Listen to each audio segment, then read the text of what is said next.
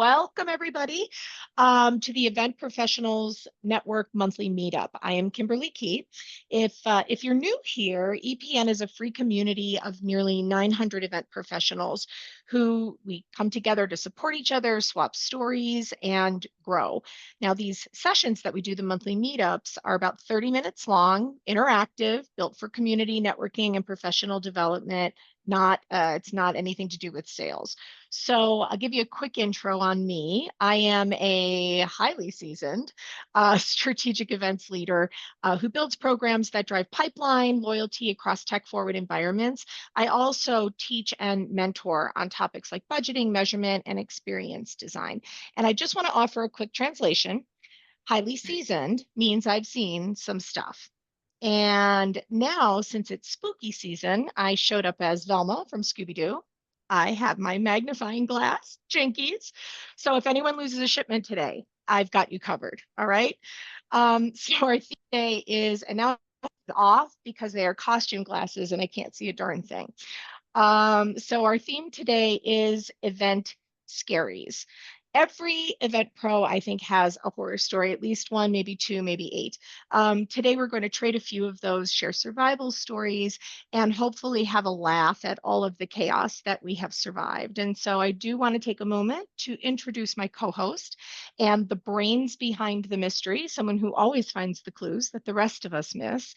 She's the one I call when the lights flicker, the run of show disappears, and everyone is looking for their glasses. I have two pairs and now I have to figure out which one works and which one doesn't. So please welcome my friend Tabitha Long. Thank you, Kimberly. Hi, everybody. Hello, I'm Tabitha Long. I am a global events and marketing leader who transforms big ideas into unforgettable brand experiences. Throughout my career in high growth tech, SaaS, and telecom, I've built programs that engage audiences, inspire teams, and drive measurable business impact.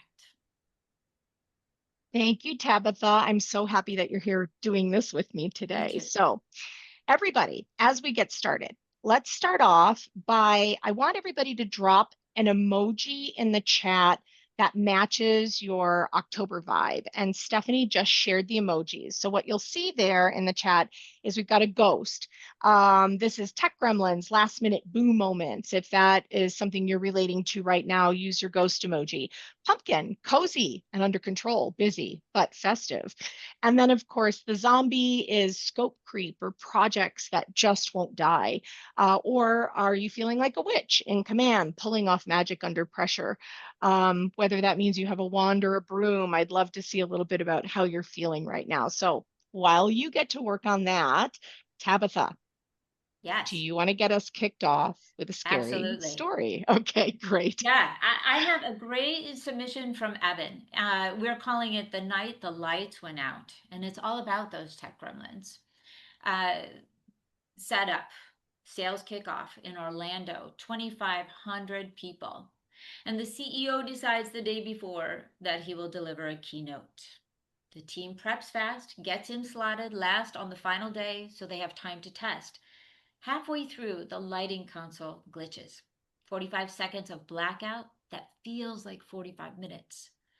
Lights Oof. come back on. The CEO goes off of script, turns to the audience and says, "Turn around and applaud the tech team for making me look terrible." Then he keeps going as if nothing happened. His chief of staff and other members are apologizing after the event. Needless to say, they never worked with that client again. Oh my goodness. I guess you could say he ghosted the client. I don't blame them after that. I feel like production team meet bus, right? Right, no kidding. It's one of those moments when your stomach drops through the floor. I think we can all agree that tech fails happen, but public blame, that breaks trust. I do have a few survival tips I can offer. You can put a comms plan in the show Bible. There you can define who speaks, if there's a disruption or a pause. And then teach executives a one line reset. Thanks for your patience. We'll be back and better than ever. This one, I think, would also need a debrief with leadership. Those boundaries do matter. I'd like to ask the audience, what would you have done? Raise your hand if you want to share. You have any hands? No Somebody tell us. hands? Kathy, Kathy, tell us what you would have done. Well, that's a good question. Why I've never had that one happen to me. So, um, I, I I don't know. I don't know what I would have done. I mean, obviously you have to, if since he's the CEO, you have to kind of go with the flow and not push back against the CEO who's running the show. So it makes him look bad. But then again, you don't want the disrespect of the people you've been working with either. Yeah, exactly. I feel like that would just be almost shockingly embarrassing, right? If Exactly. you're sitting back at the tech table and something like that happens, you're like, oh, almost paralyzing for a moment. And I feel like my go-to in all situations is humor, but I don't know. I don't know how I would even handle that. It seems like a little rude that he would do something like that. Why not just make a joke out of it, make everybody feel good about the situation? Things happen. Right. Yeah, exactly. Yeah. So we have a lot more stories where this one came from, but I do want to ask everybody on the call if you would like an opportunity to share and scare. If you've got a scary story that you would like to share at some point during the call, go ahead and drop it in the chat for us. Tell us what saved you as well, right? So we want to hear the scaries, but we also want to hear how you survived them. And we will, as we're going through, we're going to spotlight a few of those as we go. We received a lot of submissions prior to the call too, and so I think it's my turn to pick. I am going to pick the case of the vanishing recording. All right, ready? Picture this super high level meeting that's live streaming and recording. This comes from Kaylin. She does the right thing, right? She walks back to the AV table. She double checks angles. She double checks that she has a backup. And because we're all human, this is something I would have done. I related to this so much. She cracks a joke. Hey guys, has there ever been a time you forgot to hit record? So fast forward 2 weeks. The only artifact from the stage is a tiny Zoom speaker view that's just tucked in the corner of the slide recording. The hero angle is absolutely nowhere to be found. And this actually happened recently. So, does anyone on the call think we can crowdsource a video wizard who can help? Yeah, I'm gonna hand you guys the magnifying glass on this one. So, what do we think? I agree. If anyone has a favorite rebuild editor or one must have to guarantee recordings, drop it in the chat or drop it in the channel, the EPN channel for Kaylin. Is Kaylin here today? Did Kaylin join us? No, she's not on the call. Bummer. I would like to hear how that's going because I think she sent that to us about a week ago. Right? All right, Tabitha, you shared a personal story with me not too long ago that actually lives rent free in my head, like when I'm sleeping, like a nightmare, right? Do you know the one I'm talking about? Yes, the theme from the crypt. Uh-huh. Spooky. Okay, here's the setup. It's Right. a global sales kickoff. The theme is locked down. The signage is printed. The pallets are on a ship on the ocean, right? We get a new CEO and he hates the theme. Overnight, we rebuild the creative, reprint the key pieces, redo the general session open. It turns into diplomacy, speed design, and a race against customs. We made it. The show landed strong, but only because we aligned fast and focused on a few touch points that mattered most on camera and in the room. That is such a terrifying story to me. And I'll I've actually had something similar happen to me before, and I've heard of these things happening to other people. I would imagine that your survival did rely on things like prioritizing those visible few pieces, focusing on things like your stage header, your walk-in opener, deck templates. Also, one of the things I would have done was documented deltas and spend approvals, right? Something Yeah. that I would have done to protect the team from post-event buyer's remorse. It's so easy for somebody to come in the door and say, "Hey, I want to make all these changes," but then after the fact, they're looking at you when they realize they're over budget as a result of the changes. Um, Also, did you what did you do to help your speakers? Did you give them any kind of a narrative or something that might help them unify the story or the shift in Yeah, messaging?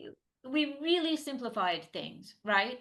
Not always, not always the way I'd want to go, but yeah, just simplification really helped in the moment, Yep. right? We did not have a lot of time. Yeah, amazing. I think also from my own experiences when I've had things similar to that happen before. I mean, geez, I worked at MCI Telecommunications for 7 years, and I think we had 6 different logos during that time frame. Right. And I think Yeah. from my own experiences, I do what I can to white label things.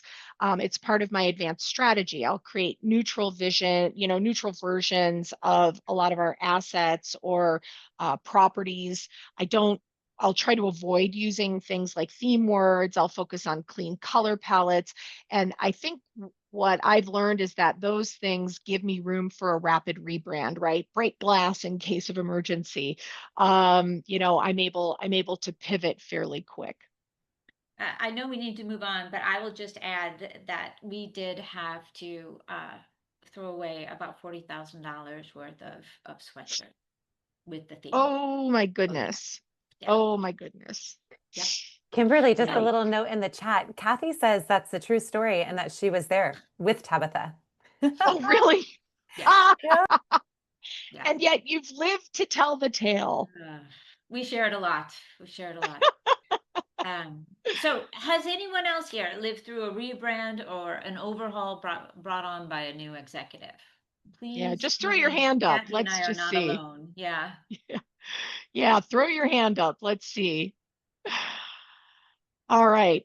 I think there are actually, it's funny when you see so many people relating to these situations. I really think that there are a lot of, I guess we'll call them recurring traumas, right? That most of us have probably experienced. Some of the messages that we got prior to the sessions were things like, Katie lost her entire swag shipment to the advanced shipment goblins, right? It just sort of disappeared when she did her advanced shipment. We had a message from Pavan who said that his booth was set up in the wrong place. I actually had one, I think at NRF many, many years ago, that was set up facing the wrong direction. They were looking at the blueprints the wrong way. Adriana sent a message about booth graphics that didn't ship at all. So all she had for her exhibit was a white shell and that classic 6 foot table we all love. But over the years, I've been to hundreds and hundreds of events and trade shows, and I have seen a lot of really creative solutions to missing shipments. Speaking of missing shipments, I've seen people run to IKEA or Target to get cheap furniture, or fill their space with plants, or maybe rent a big monitor and download content right to show on that monitor. But my favorite of all time, I was at a trade show and there were these guys that used a big fat Sharpie to write, "Our booth didn't show up," on a discarded Oh, cardboard box, a piece of trash, and put that in their 10 by 10 booth space. I think they probably had more traffic than anyone at the show. Like I'm thinking of using that as a proactive strategy. Just think of all the money you'd save. yeah, And it got that's tons of brilliant. attention. Yeah, that's brilliant. It's definitely happened before, and I'm sure it will happen again. So I would appreciate if you keep that magnifying glass handy. I'm not one to laugh at another person's pain, but Lena's story definitely made me laugh out loud. Let's Oh, I call can't it wait. the Love Boat. So a few weeks before Lena's Florida to Bahamas incentive cruise, she had a bizarre dream. Swarms of flying cockroaches on the ship. She laughed it Ooh. off as stress. Cut to the embarkation day, and there's an active love bug invasion. Not just a handful, but clouds of them everywhere. Have you ever heard of anything like this before?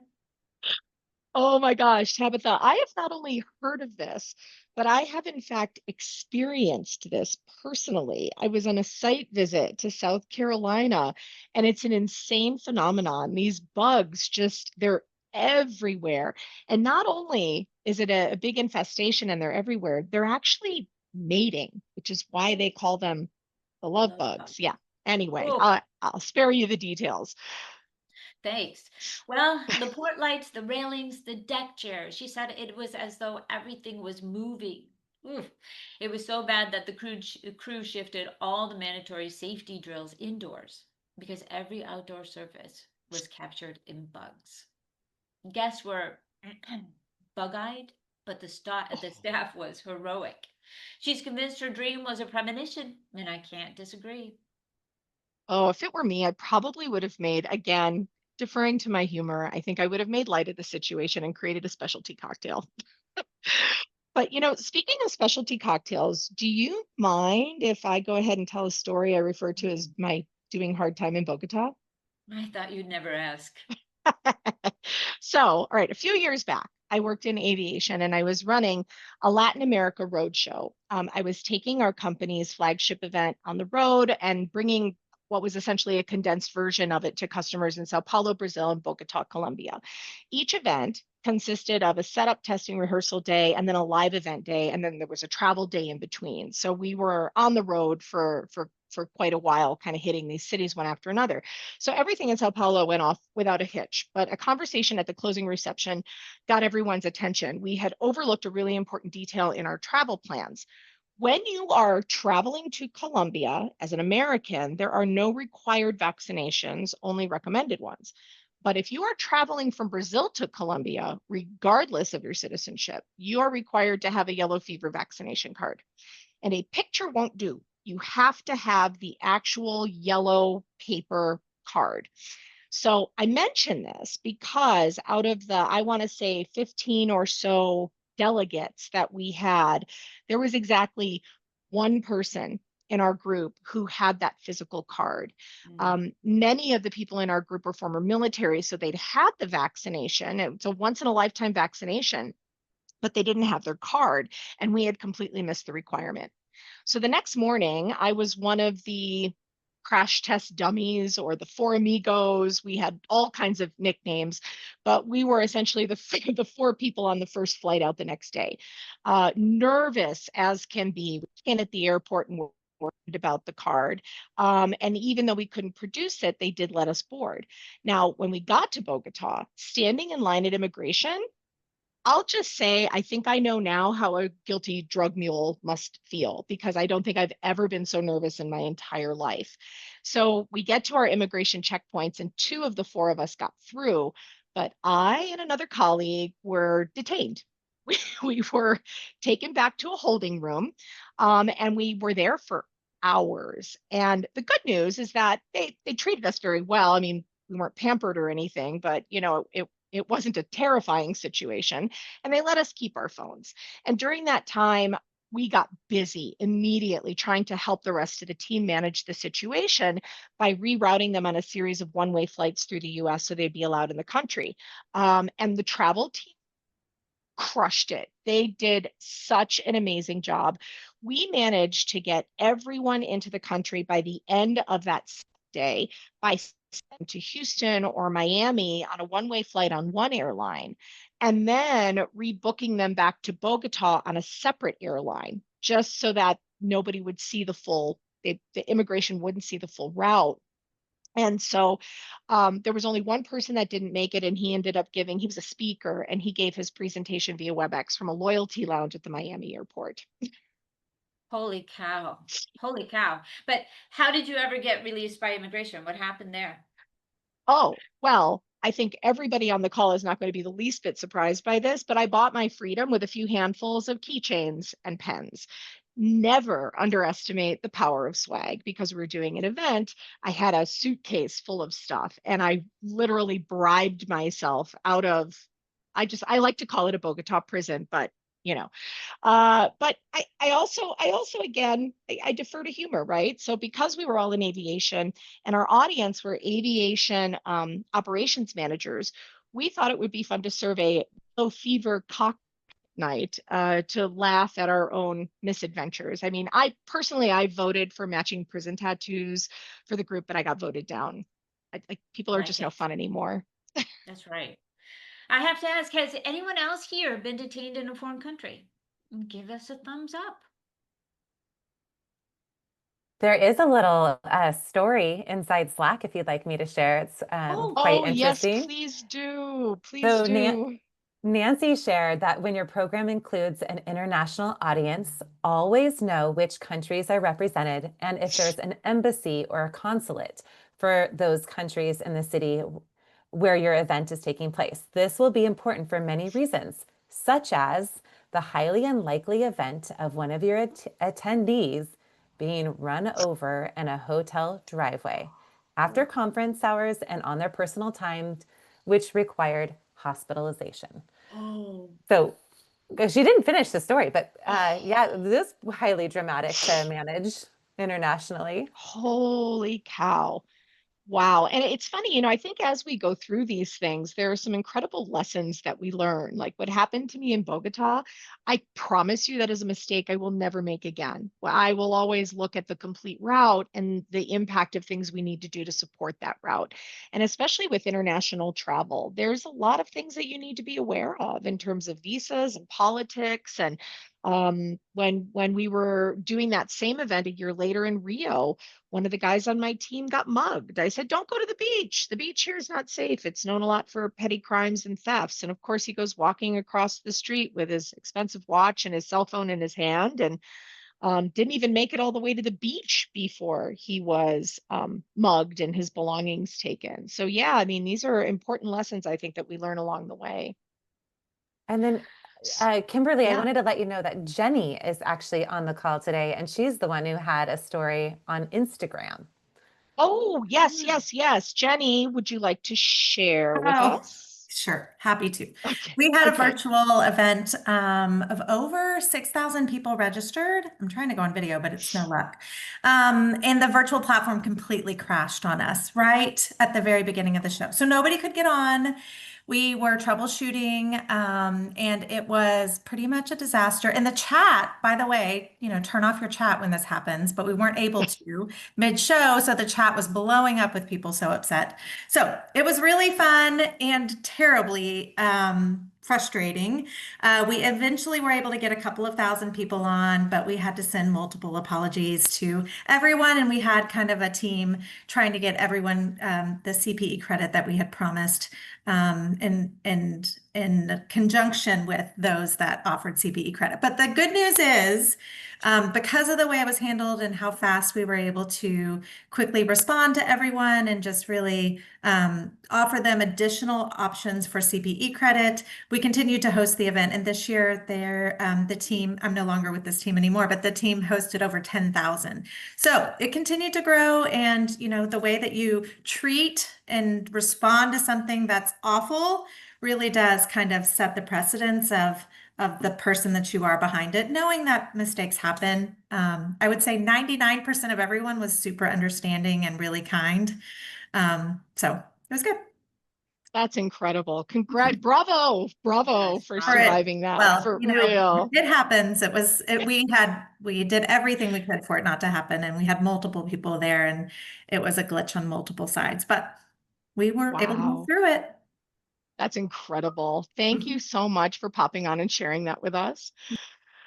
All right, everybody, we are just about out of time. I don't know about you, but I've had a lot of fun swapping these horror stories, but I just don't think it would feel right to end things, on that note, right? Just bad things that have happened. And I think I'd feel better if we really did take a minute to focus on what we've learned and what actually works when it counts. So we're going to flip the script a little bit. If you head over to, you could do this now or, at the end of our call, pop on over to the EPN Slack channel. And over there, you'll see that I shared some new emojis. It's the ghost, the pumpkin, the zombie, and the witch like before, but they have new definitions now. So the ghost, scariest tech fail, and the one thing that saved the day. Pumpkin, maybe the habit checklist or tool that keeps you, calm, organized, and on schedule. The zombie, things like timelines and scope creep, right? When a project wouldn't die, what protected your scope and your sanity? And then the witch, magic under pressure. What is your best, like pull a rabbit out of a hat type of trick or tool that you use when things go sideways? So I hope that you all walk away today knowing that you're not alone. This is chaos for all of us. We all have scaries, and all of our scaries have a survival story. yes, we do. Except for those who are no longer with us. Oh, Tabitha, don't get dark. Community. It's all about community. Community is our safety net. Yep, it really is. And like you, I'm very thankful to my community. Thank you to everyone who shared today. Your stories helped the whole room get smarter. True story. So before we go, I do have a couple of big announcements. First, November, we all think of November as our season of gratitude, the perfect time that we can take a moment to recognize the people who support us and make us look good, from our vendors who go above and beyond to those partners who show up consistently, to teams who bring their best every day. The appreciation, it really matters. And so in November's 30-minute session, the Event Professionals Network is going to explore how mindful gratitude strengthens relationships and that drives results. And so I hope you'll join us. We're going to talk about things like the hidden cost of neglect and disengagement, gratitude as a practical retention strategy, how to operationalize appreciation so it lasts. And also, while we're on the topic of EPN, I do want to note that we're having a membership drive. We have a goal of 1,000 members. And really, it's not about the number as much as it is about gaining the density and experience and support. I would love to ask all of you to help us attract more wonderful event professionals like yourself. And the second big announcement? The second big announcement is that we are busy planning for the Event Professionals Now big event. It is scheduled for February 26th, and it's going to bring top speakers that are going to inspire you into and through the next year. So everybody take a moment, mark your calendar now for February 26th. That is awesome. Well, thank you, Kimberly, and thank you everyone for joining today. This is a really fun opportunity. Yes, I agree. Thank you all so much. And please go over to that EPN Slack channel and help us keep the conversation going. Have a great rest of your week, everyone.